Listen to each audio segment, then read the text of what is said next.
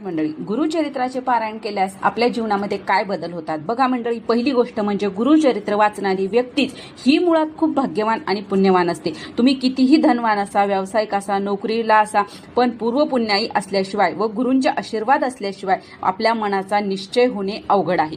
त्यानंतर दुसरं म्हणजे आपण घरी ज्यावेळेस गुरुचरित्र वाचतो तर आपल्याला 10 पट पुण्य मिळतं. जर तुम्ही दत्तक्षेत्रामध्ये, मंदिरामध्ये याचे वाचन केले तर 100 पट तुम्हाला फळ मिळते, कारण ती दत्त महाराजांची पुण्यभूमी असते, हे कधीही विसरायचं नाही. त्यानंतर तुमच्या मनात कुठलीही इच्छा असू द्या, मनापासून संकल्प करून गुरुचरित्र वाचल्यास ती 100% पूर्ण होते, असा शेकडो लोकांचा तोडगा अनुभव आहे.